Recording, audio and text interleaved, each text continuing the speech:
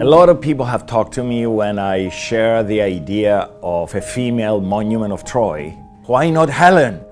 Homer refers to 1,000 ships for Helen. But the fact of the matter is that Helen wasn't a Trojan. Hecuba is a mythical figure. She was the legendary queen of Troy. Hecuba was the wife of King Priam. But according to mythology, she had 19 children. So what I felt as a poetic coincidence is that today the University of Southern California has 19 independent schools, which is like the children of Hecuba. What I have used as my major influence in how I saw and designed Hecuba is this marvelous Greek vase in which both her husband, the king, and Hecuba are dressing Hector in his armor. And particularly the idea of USC as an entity that gives you the protection, the information, everything you need to go out into life. It was a marvelous metaphor for me. Well, in my mind, it was a very amorphous shape, what this monument was going to look like. It had to be very majestic.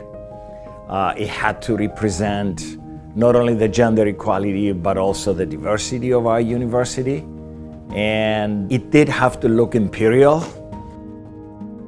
Finding the right pose is extremely difficult, and you'll say, oh, I know, I'll do this.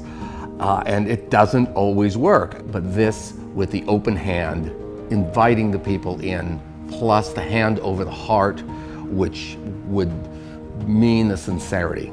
It's like a very welcoming gesture to anyone who is approaching the statue. It is very maternal in some ways, because let's face it, Hecuba wasn't just the queen of Troy, it was also the matriarch of the city of Troy.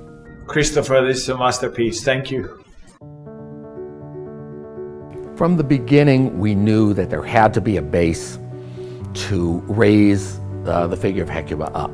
So we chose this Greek chorus, this group that will echo what the primary character says. When we look at our university in the 21st century, it is all about gender equality.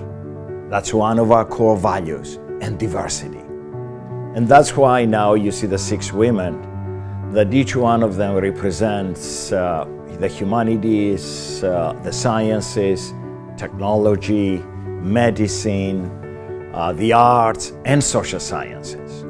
But then along the way, we realize what a beautiful thing to also represent the diversity of our campus, where each one of the faces is different. It's an African face, it's an Asian face, it's a Caucasian face, it's a Native American face, it's a Hispanic face, it's an Eastern Mediterranean, so we include Troy and the Greeks, and Middle Eastern face. The ribbon that the 6 women are holding is very symbolic. Not only the 6 women represent the different disciplines and the diversity, but also represent humanity, that we are all coming together.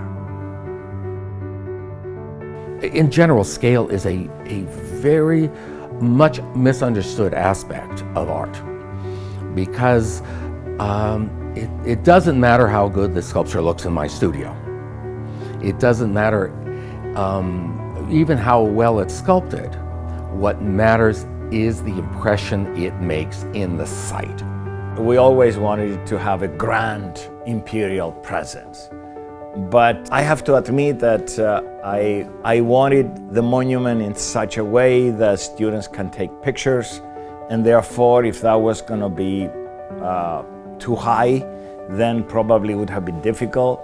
However, we decided that it had to be at least a 2-story height for the monument, and that's what ended up being.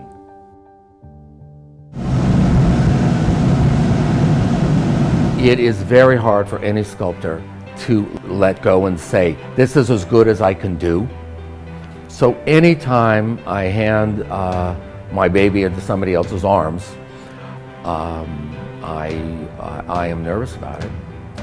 because they've got to pick up the love that I have for my own work. This is a very large piece and will be cast in many small pieces and then welded together. What I love is basically casting in the dark. There is incredible fire heating this bronze, so it's this pool of magnificent liquid metal. And on the top, all the impurities then come to the surface, and you scrape that off as dross and throw it away. And so then it's just pure gleaming metal. And each of those is poured in those ceramic molds. From there, the bronze cools. And each of these pieces is welded together like a three-dimensional jigsaw puzzle. Then we're all going to get together and we're going to do the patina, which is the coloration on the surface. The sculpture will be hit by a torch, and then we spray on these chemicals. In its environment, it should be part of the environment. So those beautiful earth tones that are in the buildings will be referenced. And I'm hoping that when it's all put together, nobody would ever think that it was anything but meant exactly for that spot. The really hardcore art lovers, if my work was in a museum, would see it in person 3-4 times a year.